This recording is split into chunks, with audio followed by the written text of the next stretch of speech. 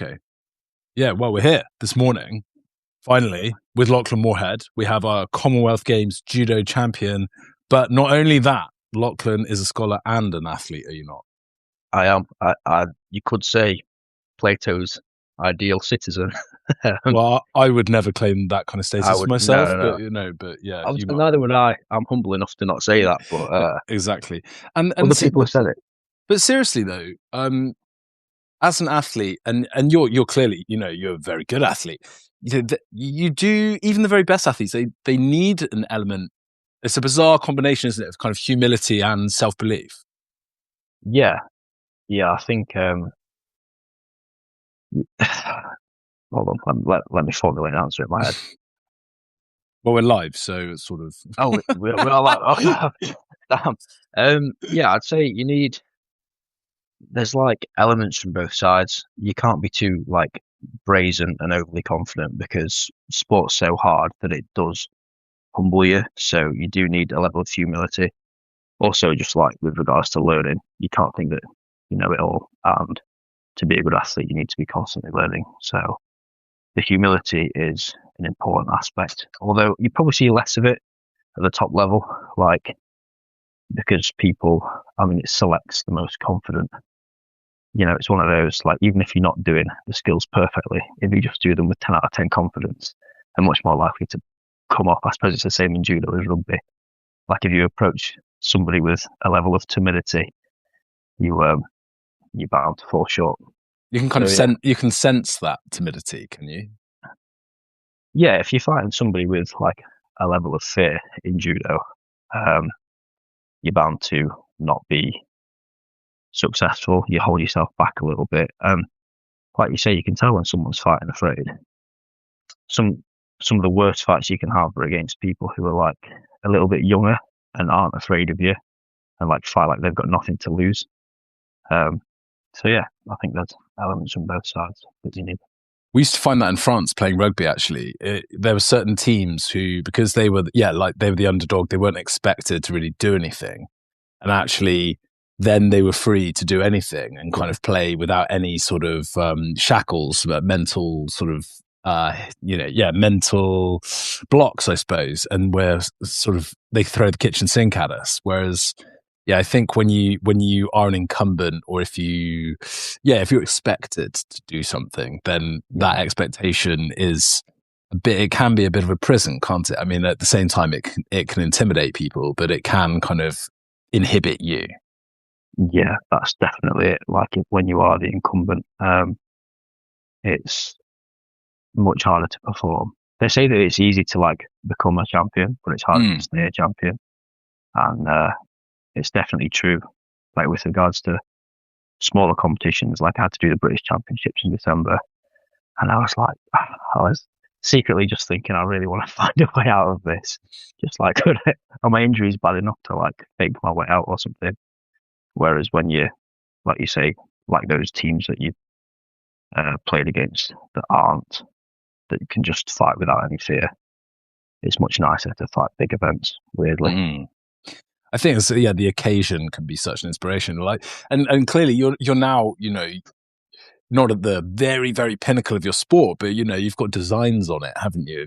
You've won, like we said, Commonwealth Games. But just give us quickly a little bit about your background, how you got into judo, and where it all happened. And give us a sort of quick run through of kind of young Lachlan at the beginning of his journey to like probably somewhere in the middle now. Or yeah, I suppose. Well, young Lachlan, my dad was my first coach, so he'd like go to judo to train himself when I was like 5, 6, and he used to take me along, so that I wasn't in the house by myself, and I'd just be like misbehaving and climbing around the mats and stuff. So he kind of forced me to get into it at an early stage, and then he got sick of like taking me to. I'm from South Yorkshire, so like Barnsley, Rotherham, Sheffield. So he started his own club. So I trained at his club for a while. But then I got quite good. So he ended up having to take me like all over the country every night of the week to train. So that master plan of his didn't really work out. Yeah, it was kind of foolishness in the end. Yeah. He was too good at coaching. That was his problem. Yeah. Oh, he's too competent. In the foot. Yeah. It was too good a plan, yeah. yeah, it was too good a plan, so it failed. And then I was British under 21s champion when I was 17, and so I got offered to go full time at like the Olympic Training Centre. And of course, I just thought in my frugal, tight-fisted Yorkshire ways, if I live at the Olympic Training Centre, I can have free uni accommodation. So then when I go to uni, I can pocket that maintenance loan cash and be winning. But then I ended up being better than I thought, and I got a medal at the Junior European Championships, which is like the European under 21s when I was 19. Uh, and then yeah, I was like, might as well give this a proper crack now. So that's what I do for a living. Um, yeah, that's like a super short rundown of it. No, that's perfect. I think sport's kind of fascinating in that respect, isn't it? Because there are some people, and like, playing rugby when you're younger, and I think with football, you sometimes hear about it, and there's certain people. Oh, Sorry. yeah. No, there are certain people who it's kind of manifest destiny, and it's sort of like they will be a professional at this. Yeah, You can kind of tell from 16, 17, they're going to play in the Premiership or whatever it is. But actually, for most professional athletes, there probably is an element of hedging your bets, isn't there? And against getting hurt for one thing, but also just because it's hard. And and then you're not to know you're going to win this European under 21 tournament. So if you don't have that expectation on yourself, then it is quite an exploratory process that I think people sometimes underrate. And even at the very highest level, I think I'm an Arsenal fan, and people say Bukayo Saka was not an obvious sort of standout in his academy group. Like, he was always very good. He was always one of the kind of better ones, but he ended up playing through a whole load of injuries when he was sort of 16. People got hurt and he got to play, and then now it looks super obvious, but it's quite often the case that these things are not sort of straight line processes, are they? And now you're looking at the big tournaments, aren't you? You've got your sights on the Olympics, and what are you looking at over the next few years? I mean, just touching quickly on what you said there, because it reminds me of, you read Outliers by, I think it's Malcolm Gladwell. Yes. Yeah, it's a bit like that. Like, it does take a lot of hard work and enthusiasm and commitment and stuff, but a lot of being successful in things like sport is just kind of luck, isn't it? Like, you find yourself in a lucky situation, you're in the right institution. I think I'm definitely a benefactor of that. I think in Outliers as well, it was very much a sort of, one of the sporting examples was, of birth. So there was Tiger Woods being the kind of example of a parent getting you into something at an early age. Sounds kind of not dissimilar to yourself. And the others were kind of by birth. Maybe that you're born earlier in your kind of age bracket, and therefore you mature physically a little bit quicker than somebody else. And so then when you're selected in that early stage, you then benefit from all the coaching that accrues, which was, and I think that book, it's probably one of those things it's not a sort of Bible and something to kind of totally take as read, but it can definitely sort of philosophically point you in the right direction as to why certain things have happened, like give you some think about the other circumstances that are maybe going on that have led to an outcome. And it goes really well. And I'd be interested if you read this, with a book called Range by David Epstein, which makes the almost opposite case. So for Tiger Woods, who was kind of specialized, he got his 10,000 hours practice in very quickly. There was Roger Federer, who I think his mum was a tennis coach, but he didn't actually specialize in tennis until he was 17 or something. And he was still playing football and doing all these other things because he wanted to play with his friends. And and so Federer is someone whose skill set, the argument goes, has been kind of aided and abetted by the variety, and by also just not getting bored. I think, like, sometimes when you're a kid and you get hothoused into something, it can just be very boring, can't it? You see all those like wonder kids and stuff, a lot, like, most of them don't stay the course. And I suppose where like my career, maybe it is close to the second example there, because like I'm aiming for like the LA Olympics and the Brisbane Olympics after that. which some people might think is kind of late. Like I'll be 28 and 32, but to have accrued the same amount of training as these other countries, like people from Japan and Russia, who are literally born on judo mats, they go to judo instead of school, and that's just like their life. They're like ready by the time they're 21, which would be nice, you could retire early and stuff. But yeah, It's quite precarious, though, isn't it? That, like, I think, oh yeah, and I think not just in terms of like professional risk, but psychologically, I think if you don't know any other things, and this brings us really nicely into, and one of the reasons we connected was I was hosting a UK Sport Career Day, and you and the other judo athletes were there, weren't you? And you came up to me and you said, "Oh, I've actually been reading." Like, so tell us a little bit about your kind of, how you got into reading, I suppose. Yeah, I think for me, like I was doing judo, and like you say, not only is it precarious just to do judo, but like it's kind of can be a little bit understimulating just to do sport, as I'm sure you know yourself. Great as sport is, it can become kind of like the only burden and obligation in your life. So I was a student, but then when I finished my degree, I was kind of sat kicking my heels with like nothing intellectual to do. So I just started picking up books. And what was your degree in? Sorry, my degree was in business. So it wasn't in English like yourself. You did English, didn't you? Yeah. But I mean, my granny was an English teacher, and my dad has always been like an avid reader. So he was like, "You're not doing enough. You need to read some books." So he started like he started giving me books to read. I think like what was the first few books he gave me? He gave me like older classic-y books like Catch-22, things like that. Yeah, but like I did really like them when I read them, and I kind of got started through that because I had nothing better to do when I wasn't training. But I felt like I was learning. You become kind of more with those classic type books. You almost learn like a level of emotional intelligence through the characters and things that happen, or then just like easier, nicer fiction or type reads, or even non-fiction type reads like Outliers and stuff like we mentioned. So that was just my hobby outside the mat. And then obviously you were doing the careers event at the UK sport thing. But that was just like a weird coincidence because I had been thinking, because you wrote a book about retiring from sport and that kind of thing. My tripod's giving me jit. Yeah. Oh, it's anyway. Right. Sorry. Yeah. Yeah. No, I think that's fascinating. So yeah, there's.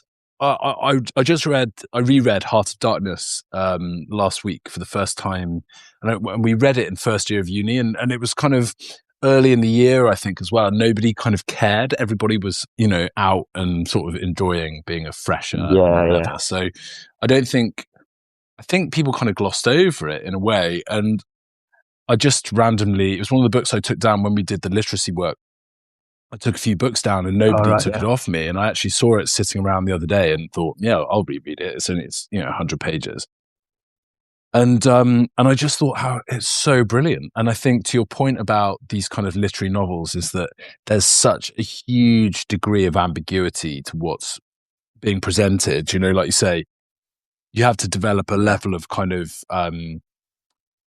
thematic. You have to be comfortable with that ambiguity. You have to be able to kind of roll these characters and their thoughts and the themes of the book around your head. And in some more kind of obvious books, in a way, some of the things that are just more predicated around entertainment, they're really entertaining. Yeah. That's great, and that is a great thing too, and it's a great skill as a writer. But you're kind of being told. Whereas I think with Heart of Darkness, I finished it and thought, wow, this is so. What's being said here, what's being kind of presented to you is so much bigger than the book it's in, and it's impossible to kind of reconcile totally. And it's the kind of thing that you could read and read again, or you could think about it forever, and it would never, it would never resolve itself. And Catch-22 is like that, isn't it? I think Catch-22 is such a. It's quite hard to read it. I think it's funny, but it's quite long and it's quite dense, and there's these very repetitious bits. And I think it's one of those things that you can kind of you know when someone's done an amazing book, 'cause it can just go endlessly in your head. Yeah, I feel like it almost like slightly changes the way you think as well, which I like. Like a book, like just because we mentioned like Catch-22, like there is a story and it is a kind of funny story, but then implied throughout the story, if you like analyzing the themes of it type thing, like it's really about the incompetence of authority almost. So you read a book like that and you view authority figures different, perhaps. And just things like that I like. Like one of the books I brought down that I just recently finished, uh, when we went to the school, it was very literary and the kids definitely weren't going to want, but I like was just reading it, so I brought it down. It was East of Eden.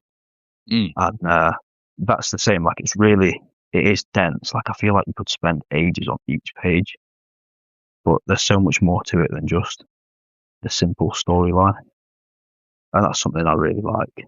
So I end up picking up books that take me so long to read.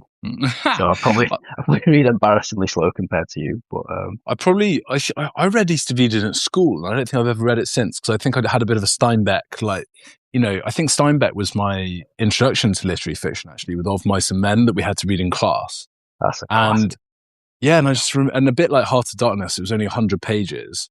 I think it's not as kind of thematically kind of um deep in a way, but I think that just the ending, I just remember thinking at the time, being 11 or 12 or however old I was, and it was such an adult dilemma to pose a load of 12-year-olds, and you just were sort of looking around the class at your friends thinking like, could I do that to my friend, and you just think what an incredible vehicle for that, like you say, that sort of that emotional intelligence, that sort of that thematic depth to give a young person. And it struck me as soon as we did it that it was so much more interesting and kind of more applicable to real life than the other things we were learning about. Like, it was very immediate. You just thought, wow, this is somebody else's life. This could happen. This could Yeah, really happen, and probably has happened.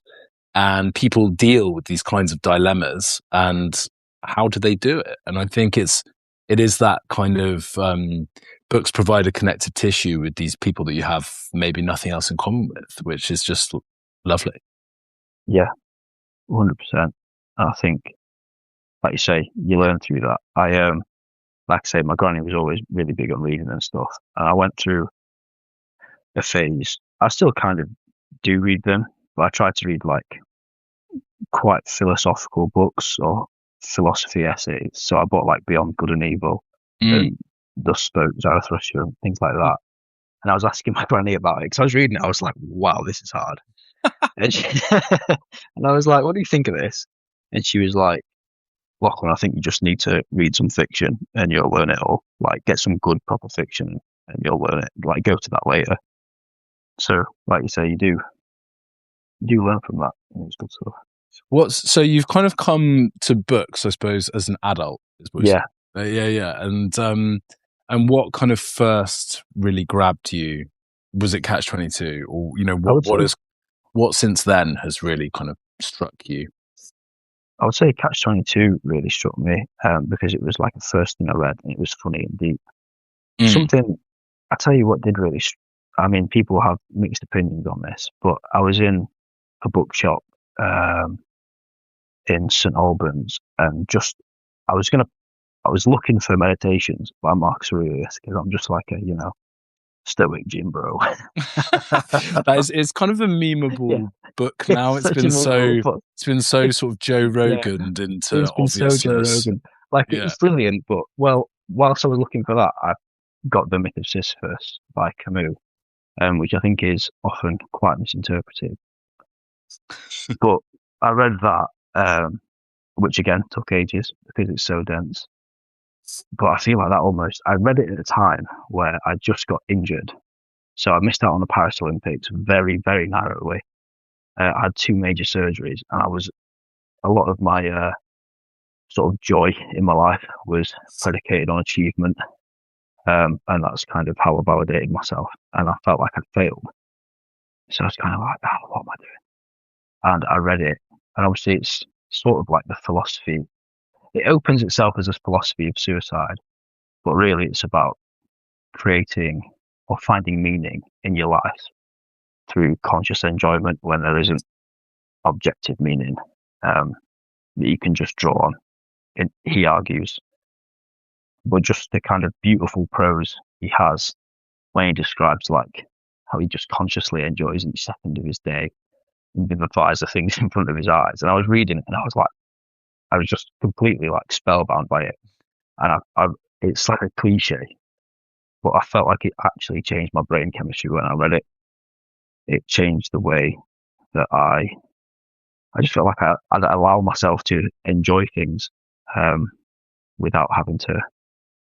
I still try and be a high achiever, but I think it can be dangerous for athletes when they base everything in their self-esteem and enjoyment towards their achievement.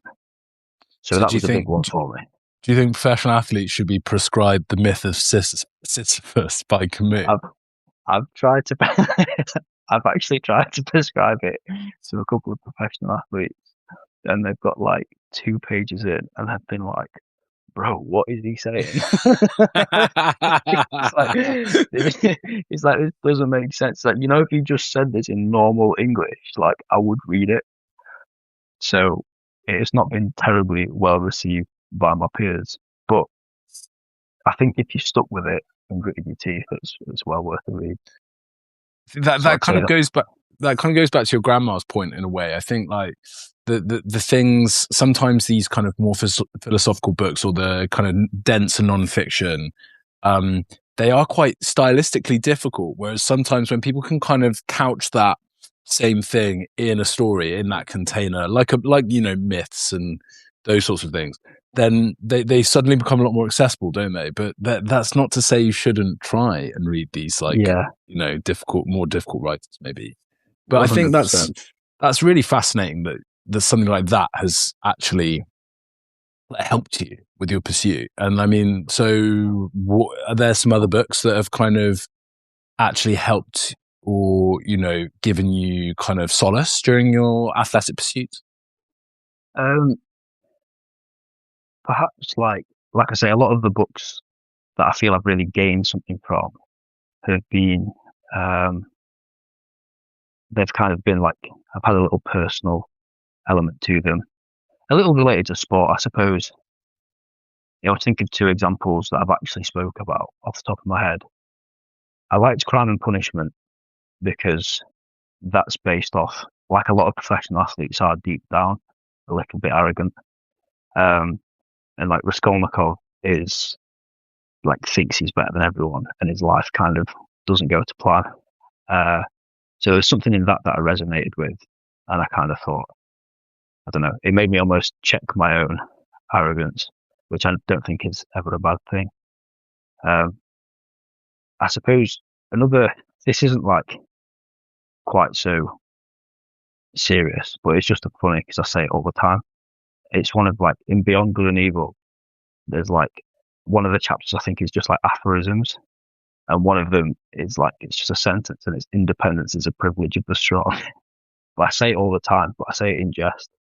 So I'll be like really tired and I won't be doing a conditioning session or something, and like one of the young athletes are like, "What are you doing? Like, coach said we've got to do this." And I'm like, "Benjamin, independent is a privilege of the strong." It's like, mate, you're just being lazy.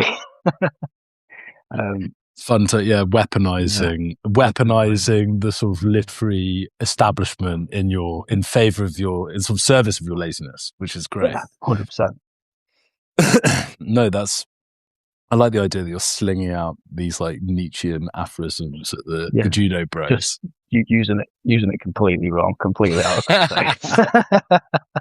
But that's what Joe Rogan does with Marcus Aurelius. So but I think as well that's actually quite nice, because I think, like, you know, classically, I suppose people are maybe too reverential about these things, or they approach these things sort of too seriously, and I think that you don't have to do that. You can just kind of take them piecemeal. You can have fun with it, and then, you know, you're just making a sort of silly joke, and then when people call you out on it, you say, well, you know, it's from from this amazing book? You know, like you're actually kind of demystifying the book. I'm not saying that's your primary motivation to do this thing, but it's like, you know, I Yeah, do think there's an element of that that's super useful because in a way those books do say to everybody, and the way everyone behaves around them is that they're not for you or they're not for everybody. They're for, you know, the graduate student or the, you know, like the yeah, professor in his sort of cabin, but they're not, and quite often no, they weren't written like that. You know, some of like the great novels in particular were sort of serialized in the newspaper for the hoi polloi. You know, like yeah, they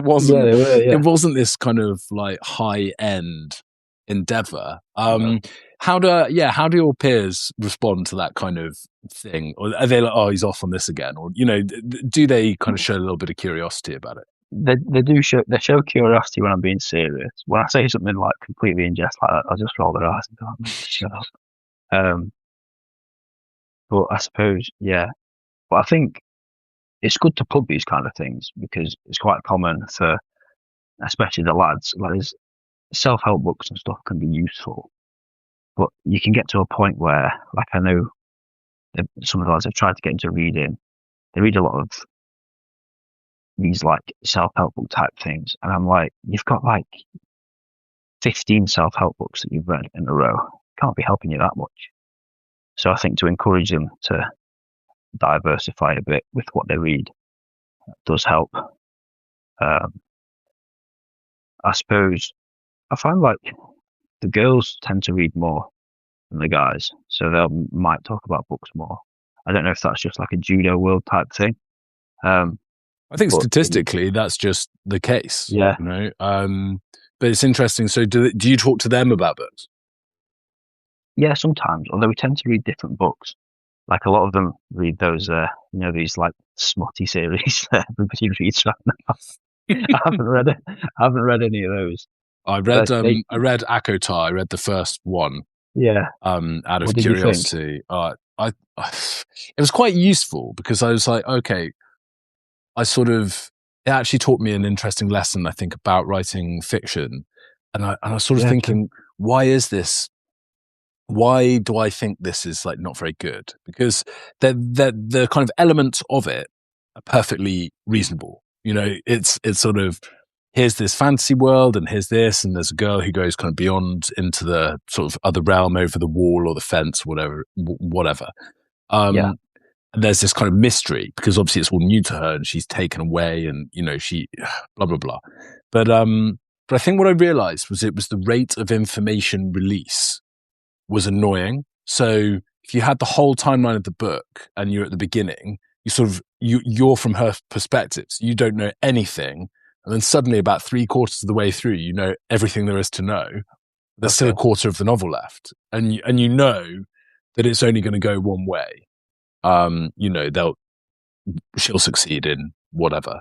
Yeah, So that actually it taught me an interesting lesson because I think, you know, somebody who structures a story well will kind of drip feed you. You know, there'll be a constant kind of this and that. Oh, is yeah. this, you know, here's a Like little a nugget. pacing thing. Yeah, exactly. And Yeah. I think with that book, and apparently the other ones are better. People say to kind of continue the series, but you know, I'll probably try the second one at some point, but I've got other things to do as well. But How's your fiction writing going? well, it's okay. I've drafted a couple of things up in the past. I've kind of left them for a little bit just to sort of mull.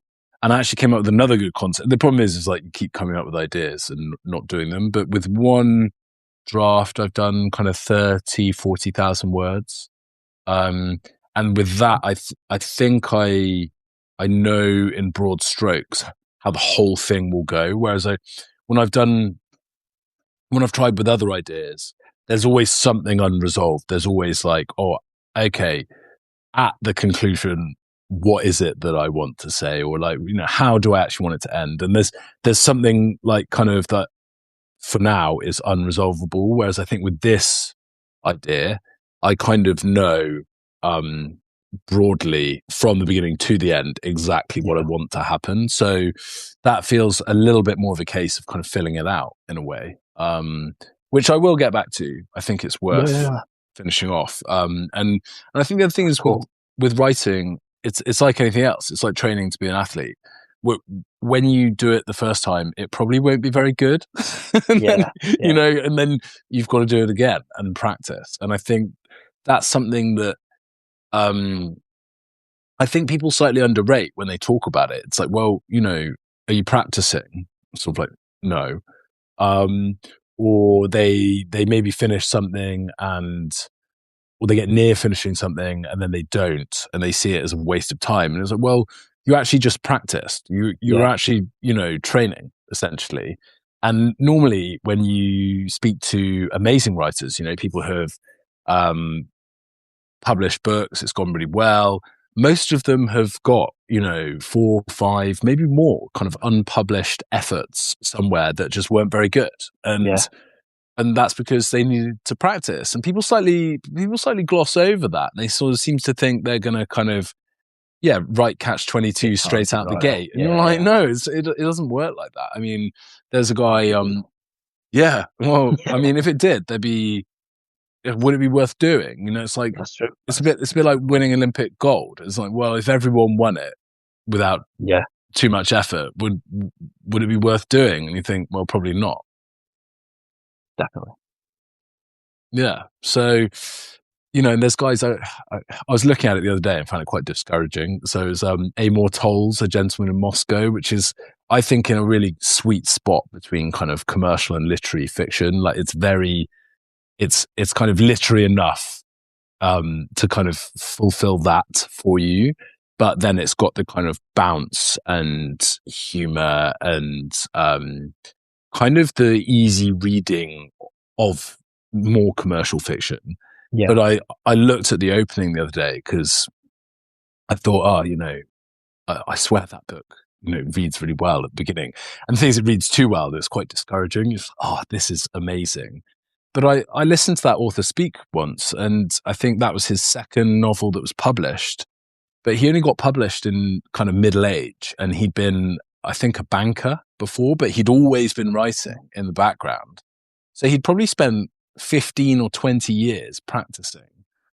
And then, the first book came out and I think it did okay, but it wasn't, a sort of huge deal.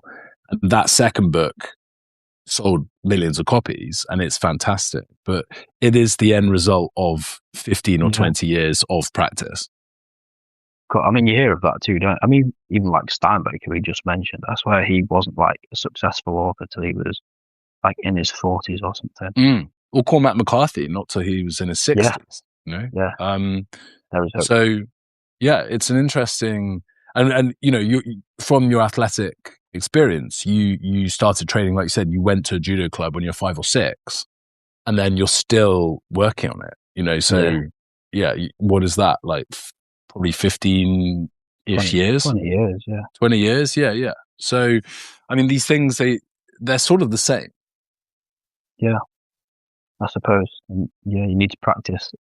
I don't know why you think that writing is something that should just come naturally to you, but I do think people are talented. Like, not everyone can yeah, be a judo athlete with enough practice, like, so yeah, I think I think like a bit like in sport, like people do have a kind of natural ability or talent, but yeah, without the practice, then I don't think writing is such a long slog anyway. Like if you're not prepared to kind of sit down for that period of time, you just won't do it. that's a good point. Very good point. Yeah. So when I was playing rugby, I think there was an element. People were a little bit like, what are you doing on the bus when I was reading, and what is it? Why are you doing that? And then, but not in a hostile manner, in a kind of curious manner, really. And then before too long, people would come and ask you for recommendations. And this is, Yeah. this is like what's happening, right? Is this happening? Yeah, I've had that. Last week I was at a training camp in Austria and I was reading on the bus to the airport. But sometimes it's like they almost approach you like semi shyly, like they kind of like, what are you reading, by the way? And you like Yeah. explain it to them. They're like, oh, that sounds all right. Like, why are you writing in your book and stuff like that? But they are curious. Yeah, I think I don't know if the younger generation in judo are a little different, but I've found the older athletes tend to take absolutely no interest. And the younger athletes, I don't know if they're more impressionable or something, but they seem to be more keen to ask questions and maybe read themselves. Um, Do you have a kind of like, I think reading sounds like something that is just what you do now. So that's great. yeah, I mean, but do you have a kind of vision for your future of it? Do you think you try and write at some point, or, what's the, someone told me the other day that it's quite a sort of gendered thing where men read books and think that they could write one, whereas women will just carry on reading books. And I think yeah, I thought about it for myself and I was like, I definitely, from quite a young age, you sort of think, oh, one day I'll write one, obviously. yeah. I mean, I'd love to like. I jot interesting or funny things down that happened to me through my career, like for just in case. So one day, perhaps, like if I could write a book about my career as an athlete, I would love to do that. Like you say, though, I'd have to practice and get good and find my own style of writing. But it's something I'd like to do. It just made me laugh when you say that because we were having a discussion earlier about like there's like a percentage of men who are convinced that in an emergency situation they could land a commercial plane, and I am one of those men. I'm like, I'm sure you just need to like make it level and land, and you'd be fine. And I'm probably the same with books. Like you read it and you're like, yeah, I could give this a go. I could write. You've been quite But, ambitious with your reading. I think, those are not easy books that you've been picking no, up, are they? no, that's like, I don't know. I think it's just part of my character, probably through judo.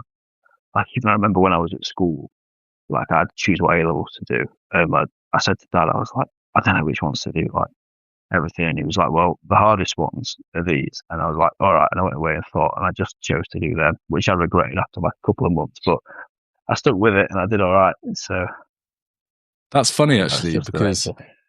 I was when I was in school and I was very, very busy because I was playing all these different sports and, rugby was Yeah, getting more serious and all that stuff. But I was quite academic. And I remember when you pick your AS levels and there's basically one that you're definitely going to drop after 1 year. yeah, that's And right. I was going to do Spanish, but they wanted me to go away on the exchange, which was for like 3 weeks in Spain. And that was actually a big kind of rugby period. So I was sort of like, well, I'm not going to do that.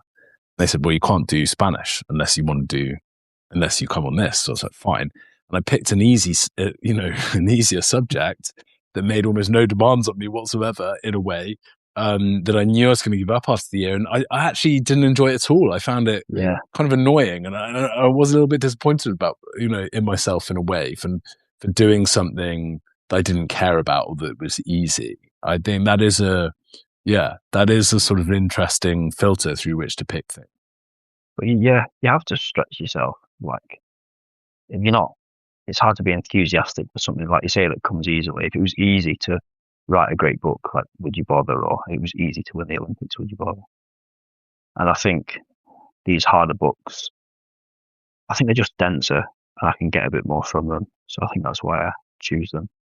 I Mm. don't know if I get a bit more from them or I just read them with my own like lens and perspective and choose what I want to take from them. But Yeah. yeah, definitely, I think it's worth it. Well, I think with books as well, there's definitely an element of, no man crosses the same river twice. And I think with books, it's the same. You read the same book Yeah, down the line and you're different. The book seems different. Different things strike you about it. I think, that's definitely the case for me with Conrad, last week. yeah, It yeah, was like, well, you're a different person now. And I read it and I thought, oh, wow, I kind of had glossed over some of these subtleties or some of the sort of different considerations. I think what that book does so well as well is have you ever read it? I haven't. No, I'll have to read Oh, it now. you got to read it. And it came out in 1899. Conrad I think he was a Polish immigrant originally.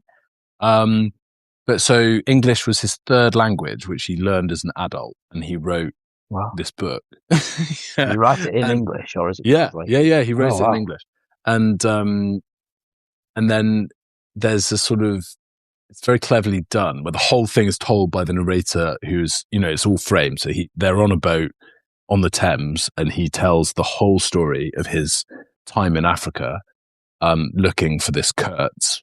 And I think you sort of, in the first place, you think it's a bit more hero villain, and then when you read it, you realize he's kind of seduced by, or he can't, he still admires Kurtz, I think, and you sort of sometimes, it's that thing about looking at people, even if they're not admirable people to you, even if they're people you dislike, but you still admire them for some reason, or you still envy them in some way. And I think that's such a fascinating thing to admit in a way, because I think now, in particular, you can look at some very consequential political figures and think, oh, you're this, you're that, but there is an element somewhere where you think, oh, like you can still kind of admire and respect people in a way, even though you dislike them entirely.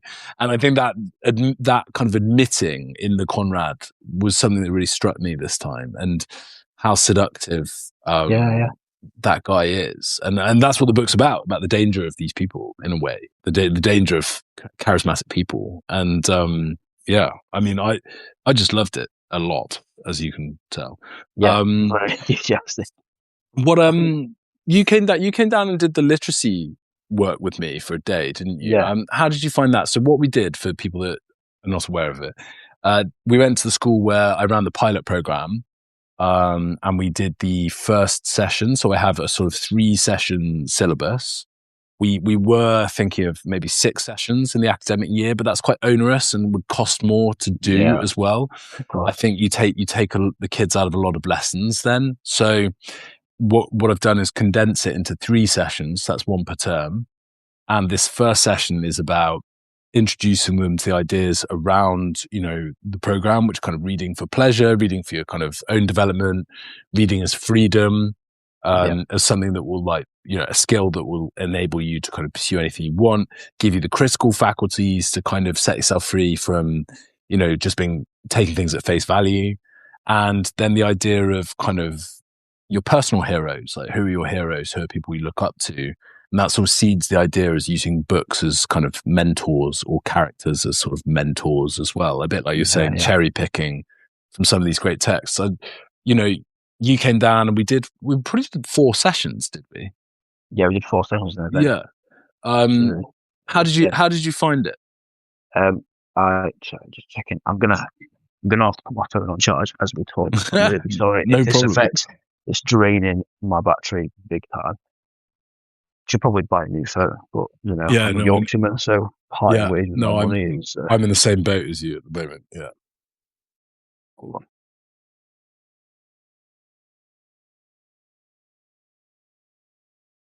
Okay. Here we go. Is that okay? Yeah, it's all right. Yeah. I found it fascinating, to be honest. I like working with it was boys who had been having. It was like lower set boys who had problems like reading, or towards a motivation towards reading.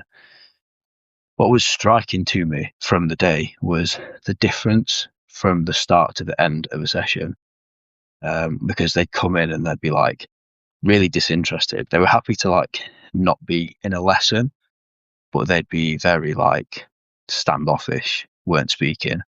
And then you would speak it was really funny to watch. You'd be like drawing blood out of a stone, but you'd really get them talking, and you'd like make them laugh with the questions you were asking them. They'd warm up to you, and then by the end of the session, they were saying things like, "Oh yeah, it's crazy how like to me, or you're like this guy that plays rugby, or like you spend all your time fighting, but then you can be all chill with your books, and that's crazy." And then at the end, they'd be like taking books off our hands, and they'd actually be really keen. So the impact you could have just in an hour with a group of lads was I knew it would have some sort of impact, but I was surprised how much of an impact it had in that sense. Yeah, well, that's so nice. I think the thing is, like you say, you've got to be persistent, and I think that, so this year is like a national year of reading in the UK. There's a few of these like different initiatives going around, and I was a little bit dismissive about 1 or 2 of them in the first place, because one of them is about providing books for school libraries. And that school, for instance, like you say, there's lots of kids with special educational needs. There's lots of kids on free school meals, but they've got a very well stocked library. So I was sort of thinking, there's a lot of books around. I don't think like the provision in that respect is a problem, but actually learning more about it, it is a problem. It's a little bit like food deserts, where people don't have access to even like a Tesco or something that's Yeah. selling fresh produce. Like the only produce they can get their hands on within, the distance around their house is, processed, ultra processed food.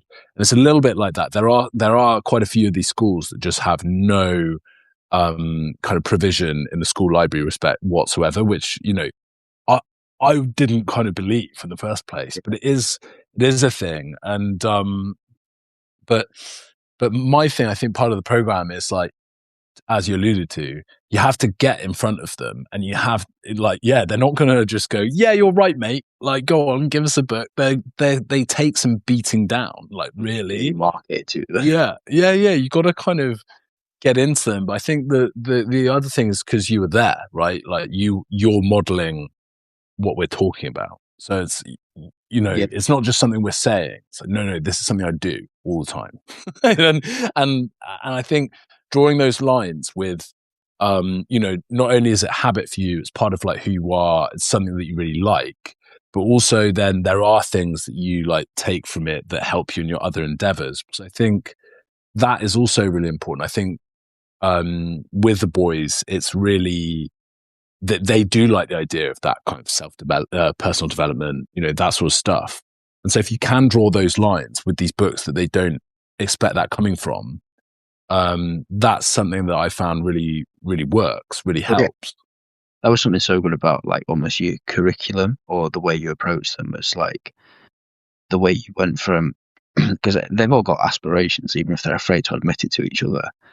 Like you get them to admit their aspirations, and then you talk about books and hero stories through books, and you make it fit their like personal narrative and worldview, and it solved the idea of reading to them really quite well. Of course, when you next go back in, you'll ask them if they've been reading, and they'll do what they did to us, where they were like, "No, I haven't been reading." Nah, and then after you've questioned them a bit more, they end up accidentally admitting that they've read a couple of books, and they're like, "Oh no." Yeah, but that's kind of the fun of it too, I think. And it's a fun age group, I think, the sort of teenage boy. Like they do move on a lot. They change a lot in front of your eyes. 3 months later, they're quite different, which I think is fascinating because I sort of feel like I'm the same all the time. Like adults kind of ossify. Like, and I don't think they really do, but it can feel like that. Whereas with young people, they really, they move on. Yeah, that's probably the age, like you say, to really get at them. I mean, if nothing else, at least it will make them more. I feel like it does good because it makes them more enthusiastic, or at least less like disdainful of reading and books, and so they're more likely to do things like actually try and get a C in their GCSE English language, which will make their life a lot easier in the future when it comes to like getting into colleges and stuff. Well, the uptake at that school. So I think there was close to zero, if not zero, kids going on and doing English at A level. And I think now it's knocking up to 50-50 boys and girls, I think. So it was, I think maybe it's 40-60 or something like that. And from nothing. So that's one of the things when I heard it, I learned about it a few months ago when the work was presented at this conference. And I was just wow, that is the coolest bit in a way. Like with they're choosing then to follow that interest in a more rigorous way. And, and I loved doing English literature at school. I didn't necessarily love it at university. I almost had a year off reading, like not totally, but reading a lot when I first went to professional rugby after uni. Because I think when you're studying, you're in that environment and you're now in a new environment. So, I always think there's a kind of environmental adjustment that actually takes a lot of kind of background energy and processing. And professional sport is a weird environment, isn't it? It's quite intense. And so if it's new to you, you do need to kind of get into it. So I think my reading did take a bit of a back burner after that. But as an adult, it's given me such great joy. It's given me a whole new life beyond sport. And I think with the boys, you're just like, okay, like this could, you're not necessarily going to be an author, but it gives you the kind of, it gives you something that could entertain you for the rest of your life.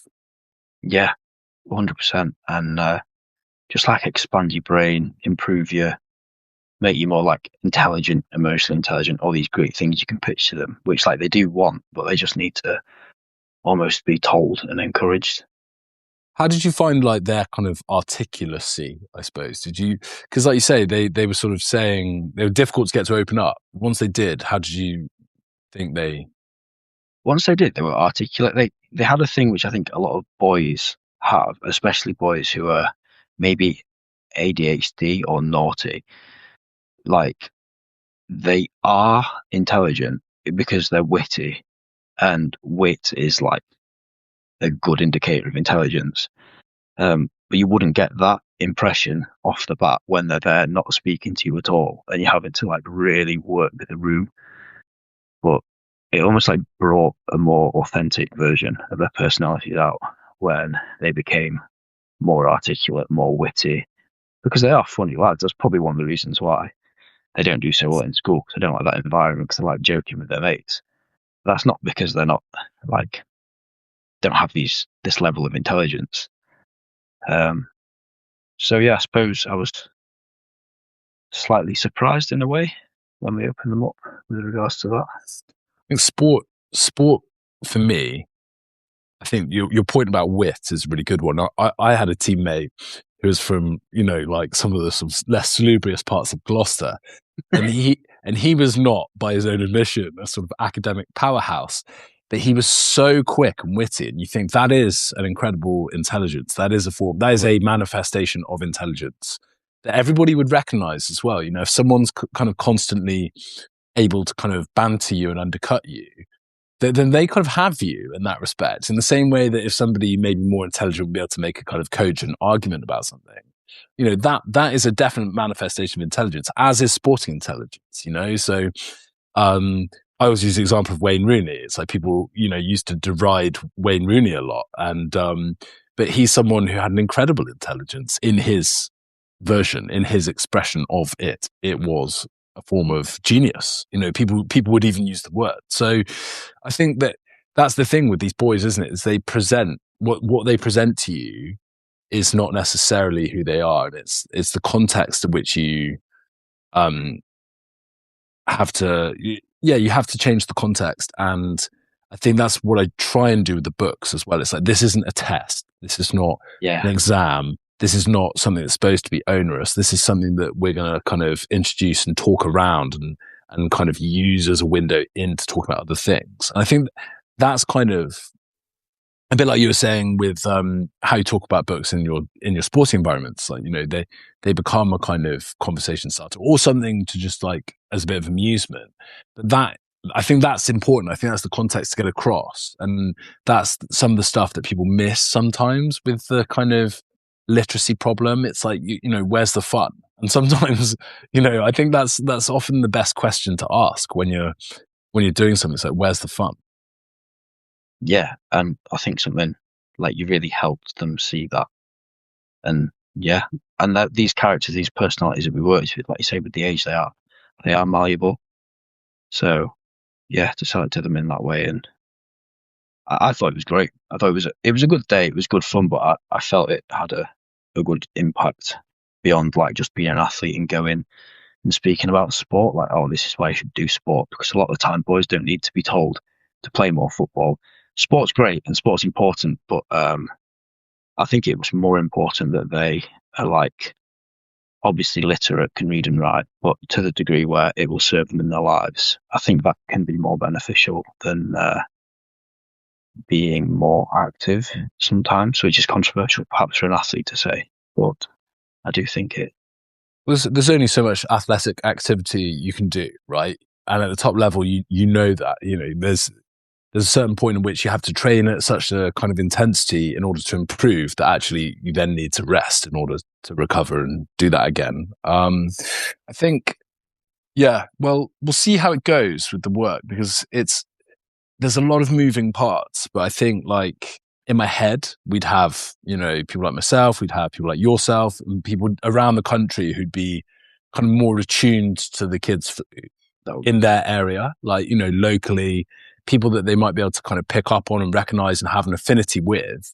I think ideally we'd have people, around the place going in and talking about these things. So we'll see how it goes. I mean, love to have you do some of your own, you obviously came with me and you took a session, but like, it'd be great to kind of have you lead your own like programs around some of the schools in your area. I think that'd be so, such worthy work, but we'll see if we can make it happen. Sorry. There's probably a last. I've got to go in a minute, by the way. Yeah. Just as a last kind of thing to say about that, I also felt it was really beneficial for me. Like I thought the kids were benefiting, but I really felt like I'd achieved something by the end of the day by kind of proving to myself I could, perhaps not quite to the extent like you were phenomenal at it, but I could hold a room and influence a room of these young lads to get into reading. Like I was surprised at myself almost, and I felt really good about myself at the end of the day after doing that. So I think it's great for like me or people like me who are athletes to get in on that for sure. Yeah, well, I think that's the other thing. It'll develop some skills and capacities in yourself as well. I think that, will then have some carryover to whatever you want to do when you finish your judo. I mean, obviously, like you said, you're aiming at the next Olympics and then potentially at the Olympics after that. What are you looking at for your reading? What's next? What are you going to read next? Or what have you got your eyes on to read over the next year or so? I've got like a notes page, which is just full of books that I want to read, which is terrible. I mean, right now, like I said, I'm much further through it than when we last spoke, but I'm reading For Whom the Bell Tolls, which I like, because I just like the way you can write, I might try and read a little bit more non-fiction as well, because I've been super heavy in the fiction, but I'm not sure exactly what yet. So perhaps I'll reach out for recommendations. Yeah. And then all the books that I've bought, which are downstairs on my bookshelf, which I haven't read, because when I go into a bookshop, I end up buying 3 books. I'm like, why have I done that? Like what? What's down there gathering dust? I've got the Brothers Karamazov down there. Yeah, I need to finish that too. I've thought Crime and Punishment, but I was like, I need to read that. I've got a book called Free Will by Sam Harris, because I'm interested in like neuroscience and free will and stuff. That's interesting in the kind of determinism versus like free will. I'd like to get my teeth into that. But like I say, they're all quite heavy things. So yeah, that'll be my next few reads that I can bore people at judo with. I look forward to hearing about it. Yeah, thank you so much. We'll let you go. Thanks for joining us early on Sunday, and hopefully we'll get you involved doing some more of the schoolwork. So I think it's so great to see someone like yourself, talented athlete, successful athlete, but also the life of the mind is equally important to you. And I think that's such an amazing example for young people to see somebody who's so focused and motivated with their sporting pursuits, but actually as well that these other things are just as important. I think is such a great message for young people. Well, thanks for letting me be a part of it. Pleasure. Cheers. All right, I'll hang around for 5-10 minutes or so, have a chat with people in the comments. But yeah, we're going to let Lachlan go. He's got other things to do with this Sunday. So yeah, cheers, Lachlan. Craziest Sunday ever. I've got I'm between this and teaching judo and jiu-jitsu to some of the scariest people I've ever met. It's what a contrast. There we go. I'm glad I can ease you in. Okay. Thanks. Cheers, buddy.